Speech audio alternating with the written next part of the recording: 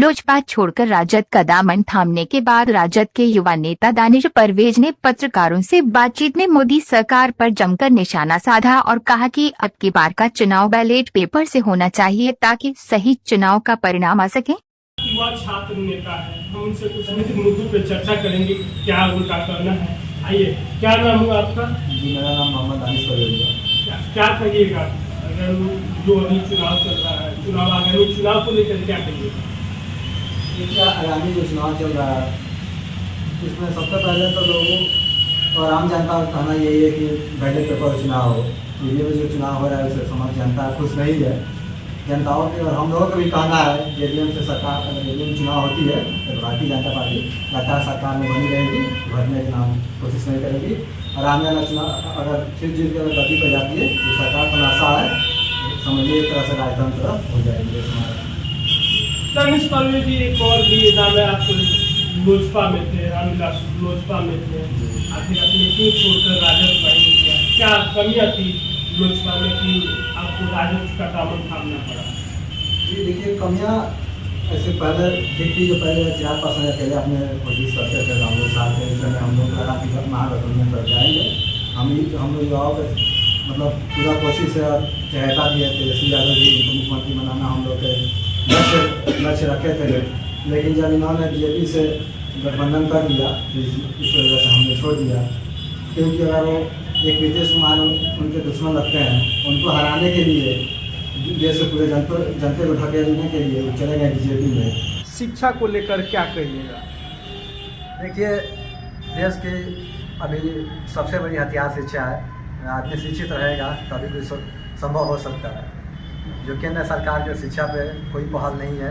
ये सरकार चाहती है कि ना आप ज़्यादा पढ़े लिखे रहें और ना ही अशिक्षित रहें। आप बीच में रहेंगे तो व्हाट्सएप ग्रुप में जैसे मैसेज आता है, आपको एक किसी चीज़ को दे दिया जाएगा, उसको बोला जाएगा ये मोबाइल है, आप कहिएगा मोबाइल है, वो कह देगा ये फलाना कंपनी के।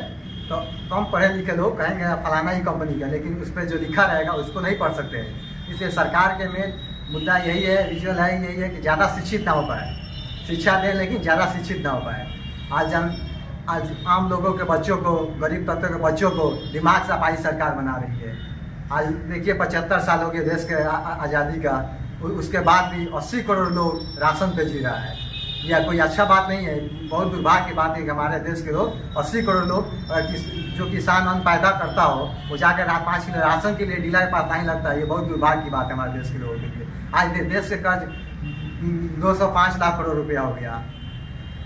इस पर केंद्र सरकार की कोई पहल नहीं रही है। केवल वो धर्म पे उलझा हुआ है और हिंदू मुसलमान करके सबको बांटने की कोशिश ये सरकार कर रही है। जबकि मेन मुद्दा यही है कि सरकार एक दिन सब कुछ पूंजीपतियों के हाथों बेच देगी और फिर वही पहले वाला दिन देखना पड़ेगा कि माँ बहनों को वस्त्र ढकने के लिए वस्त्र का भी टैक्स देना पड़ता था। वही दिन आने वाला है और टैक्स देना पड़ेगा सबको। संसदीय क्षेत्र जो नरेंद्र मोदी जी का है, वहाँ छात्रा के साथ दुष्कर्म करता है। जो लोग दुष्कर्म करता है वो भी वही बनारस का ही रहने वाला है। उन लोगों का आप IT सेल के सदस्य बना कर रखे हुए हैं। वो एक जो कहाँ गई जो वीरांगना होती थी स्मृति ईरानी जी, उसमें तो कुछ नहीं बोले। महिलाओं के साथ अत्याचार हो रहा है। मणिपुर वाला कांड आप लोग देखते किए लोग। बिल्किस बानो वाला हथियारों को बचाने वाला यही सरकार है जो लगातार बचा रही है।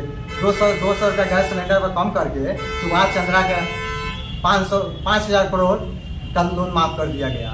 ये सब देश के पैसा पूंजीपतियों में निकाली जा रही है। आज आम जनता तरस रहा है, उसके लिए तो कोई सरकार के इस पर तो कोई आवाज़ उठाने वाला कोई है ही नहीं जनता के लिए।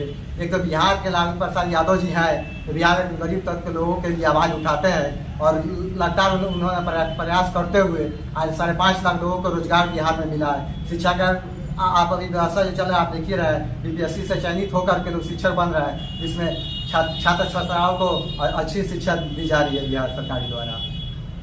स्वास्थ्य पर केंद्र बिहार सरकार कहती है कि व्यवस्थाएं बहुत सारे किए गए हैं, लेकिन अस्पताल में व्यवस्थाएं नदारद है। इस पर क्या कहिएगा? देखिए, पहले राष्ट्रीय जनता दल के पास सरकार नहीं थी। वो केंद्र सरकार के समक्ष बीजेपी गठबंधन में सरकार थी। बहुत से व्यवस्था बिगड़े हुए हैं, एक धीरे धीरे करके लगता है। तेजस्वी यादव जी के आप तो जाते होंगे, लेकिन पहले से बहुत सुधार हुआ है और आने वाला कल टोटल को सुधार कर दिया जाएगा। में NDA का गढ़ माना जाता है, जो फिलहाल दिख भी रहा है। इस पर क्या प्रतिक्रिया दीजिएगा? देखिए ये तो सबके सामने है। हमारे बगल वाले एक विधानसभा रामनगर भी आता है, वहाँ से एक विधायिका जी हैं, उनको सम्मानित कर दिया गया है। केंद्र से लगता है 4 टर्म रह चुकी हैं विधायक। उसके बाद भी कोई भी अपने विधानसभा में एक स्टार्टअप जोन की भी व्यवस्था नहीं की है जिससे 10 युवा का रोजगार मिल सके। इससे बड़ा दुर्भाग्य की बात नहीं हो सकती है। यहाँ से तीर्थ यात्रा करने के लिए नरकटियागंज से रेल के लिए झंडा दिखाया जा रहा है, लेकिन यहाँ से आम जनों को जाने के लिए दिल्ली हमारे पास सवारी के उपलब्ध नहीं है।